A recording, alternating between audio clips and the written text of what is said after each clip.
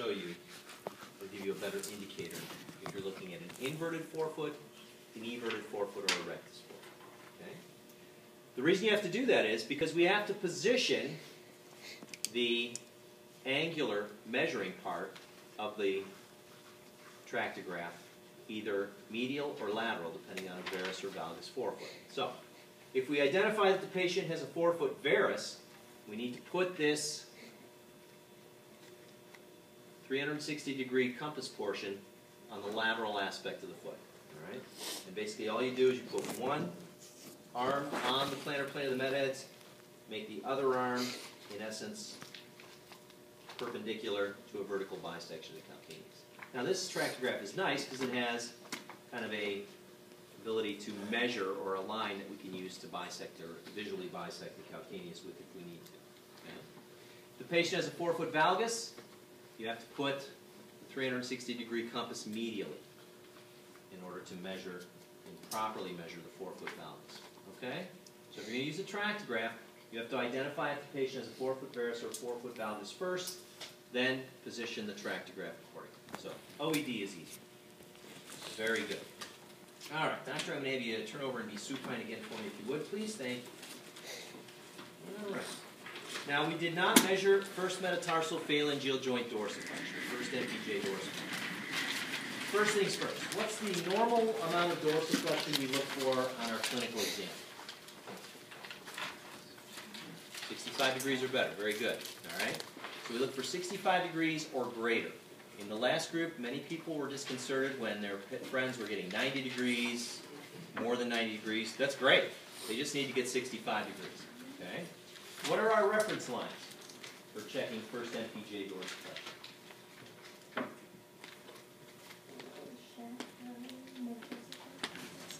Okay, which metatarsal?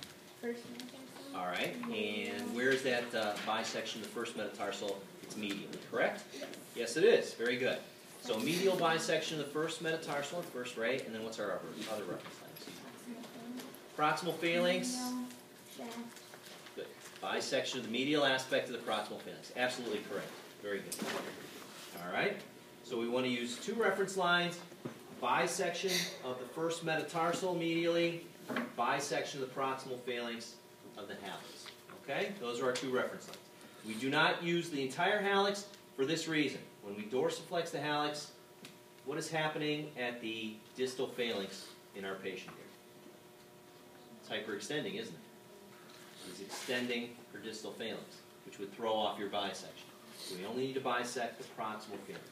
And it's very simple, all right? I'll use an OED for starters, then we use a tractograph, okay? Basically what you do is dorsiflex the hallux, find your pivot point, put the pivot point of your measuring device over that, use one line to bisect the first metatarsal. Tighten that up a little bit so it's nice and loose there. All right, one line to bisect the first metatarsal, first ray, other line to bisect proximal phalanx of the hallux. We look for 65 degrees or better. Okay, I'll show you guys from this angle also. Dorsiflex. Okay, pivot point. Bisect the first metatarsal, bisect the proximal phalanx of the hallux. We look for 65 degrees or greater. Okay? So that angle right here, 65 degrees or greater. Our patient gets 75 degrees, exceptionally normal. Right, raise the roof. Right on. Okay, very good. Now, I'm going to have you throw in one additional thing I'd like for you to do, and that is we want to check for the presence of functional hallux limitus. So what I'm going to have you do is, same thing you did before, only I want you to add in a component where you place a loading force underneath the first metatarsal head. All right? When you do that, you will see a decrease in the amount of dorsiflexion that patients can get. All right? We're looking for them to be able to get at least 20 degrees there. All right?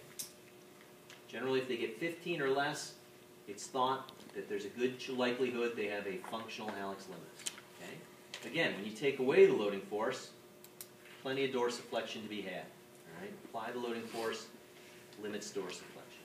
Okay? So you can throw that into the mix too if you want to do a more thorough, complete examination. What is that test for again? I'm sorry. We're checking for the presence of functional hallux limits, okay? Patient can have normal dorsiflexion of the hallux, but function can create an environment where they get a limitation of dorsiflexion. Hence the term functional hallux limits. They don't have a structural hallux limits, but they have it when they function, when they walk, okay? What was the normal degrees on that? We're looking for at least 20 degrees when we do that. No problemo. All right. Any questions about any of those range of motion measurements or any of that stuff? All right. Well, then the last measurements we're going to do are the measurements that we can do with the patient in what amounts to states. Okay? So, doctor, you need help balancing? Or you... All right. So, Dr. Scholero was kind enough to stand up. Now, normally you would do this on a hard surface, not on a cushioned surface like this. But because we want everybody to kind of see what we're doing, unfortunately, we have to use this. All right. So, what's the first thing we want to do now that we're going to measure some stance position measurements? What's the first thing you're going to do? Patients in your office or either in the clinic, we ask you to do some stance position measurements. Have them stand. Have them stand, good. Make sure they can hold on to something. Excellent. I can't put anything over on you guys. The patient will be standing for stance position measurements. There's no debate on that, is there? Good. Paul, why are you so tan? Just got back from Cancun, sir. I didn't really want to know. Curse. All right. You're actually probably the only person that went on spring break. Oh yeah? There's all right, good. You can tell me stories now. So what do we want to do? We want them standing. That's a given. We want them standing how though? Just like standing straight, standing tall, standing with confidence. Well, we're going to measure that using the stance position, but we want them in something. In angle and base of gait, right? We want them standing in their angle and base of gait. How are you going to put them in angle and base of gait?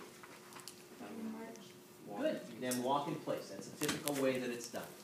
All right? So you would ask your patient just to march in place. Please march in place without falling off, patient. Thank you. You can stop. Thanks. Tell them to stop. Hopefully they're in angle and base of gait. Okay? So the first measurement we're going to recommend you do is going to be the relaxed calcaneal stance position. Why? Because we just put the patient in their relaxed calcaneal stance position. When you have the patient march in place, get them in their angle and base of gait, and they're just standing there, that is relaxed calcaneal stance position. And for relaxed calcaneal stance position, we're just measuring, in essence, the calcaneal position in the frontal plane relative to the ground. So we're looking to see is the calcaneus everted relative to the ground, rectus, or inverted relative to the ground. And that's a simple measurement to obtain. A couple of ways you can do it. You can use the OED, which I think is the easiest. All you have to do is take your OED, place it lengthwise, not flat, but lengthwise. If you place it flat, you will automatically limit your ability to measure range of motion. This way, no limits. Plus, it's easier to bisect the calcaneus. And all we do, take our OED, place it on the ground, and use the protractor to bisect the calcaneus. Boom. In this case, we're in valgus, a couple degrees valgus, maybe 3 or 4 degrees valgus. All you do again, protractor against the ground, or excuse me, plexiglass against the ground, protractor bisects the calcaneus. Relaxed calcaneal stance position. Typically, it is anywhere from rectus to valgus. Okay. Then the next measurement we're going to obtain is neutral calcaneal stance position. And to get that, all you have to do, with the patient standing in angle of base of gait, is put their subtalar joint in neutral. Okay? Easiest way to do that in stance position, just like we were before. All right? We can palpate for congruity. Easiest way to change position, supinated to pronated and vice versa, is have the patient rotate their leg. Remember, when we externally rotate the leg, we supinate the subtalar joint, internally rotate the leg, pronate the subtalar joint. Okay, so you can have invert, evert, invert, evert, invert. Stop listening to me, because I'm screwing you up. It's my fault. All right, externally rotate your leg a little bit. Internally just a smidgen, smidgen, smidgen. Good. All right. Put the patient in subtalar joint neutral, again, you can look at concavity and congruity of those concavities to verify subtalar joint neutral. And again, all you do is take your measuring device, place it against the ground, use the protractor to bisect the calcaneus. That will be your neutral calcaneal stance position. Easy. You can use a tractograph to measure that as well. All right? You can do it a number of ways. You can place the tractograph vertically against the ground, use the other arm to bisect the calcaneus. You can place the tractograph horizontally against the ground using this line to bisect the calcaneus also. Okay? So this arm would be a calcaneal bisector. This arm would represent the ground. You can use that too. Very simple. While I have the patient in neutral calcaneal stance position then, I'm going to go and measure frontal plane leg deviation, because that's how we position patients to measure that. Angle invasive gait, subtalar joint neutral position. Basically put them in neutral calcaneal stance position. What's our reference line? Again, for frontal plane leg deviation, what are we looking at? Vertical bisection of the lower 1/3 of the leg, right? Correct. Okay. Couple of ways you can measure that, all right? You can measure it, again, using a OED, only now your compass line will be bisecting the lower 1/3 of the leg, okay? That'll show you whether or not they have tibial verum, tibial valve. You can, again, use your tractograph. Lay that horizontally, use the arm to bisect the lower 1/3 of the leg, okay? Or you can use a gravity device. You can place your gravity goniometer, bisect the lower 1/3 of the leg, and it will show you instantly the number of degrees varus or valgus the patient is. Or you can use your OED, loosen up the hinge on that, it becomes a gravity goniometer. Line that up along bisection of the leg, and it will show you your degrees of deviation. So you get lots of options there. Okay?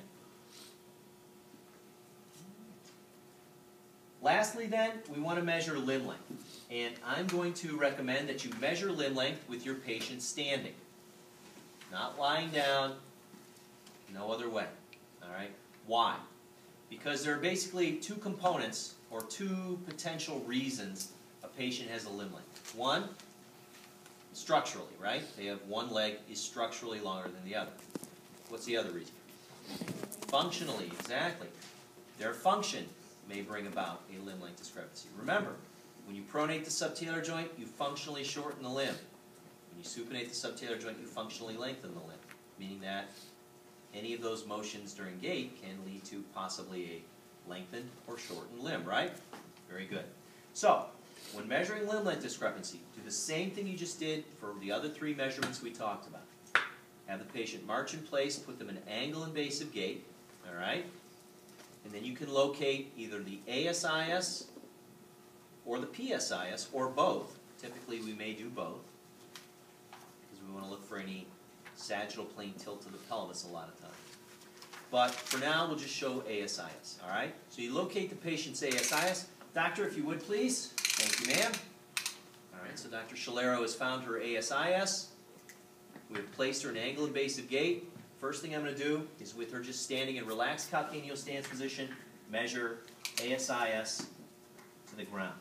I recommend using the metric system for your measurements, not the English system. Use centimeters, meters, all that good stuff. All right, so we get our first measurement, patient in relaxed calcaneal stance position. Then we'll put the patient in neutral subtalar joint position, again by having her externally rotate, internally rotate a little bit, externally rotate, hold that thought. Place the patient in subtalar joint neutral, again, measure ASIS to the floor, okay? And you would want to do that on both sides.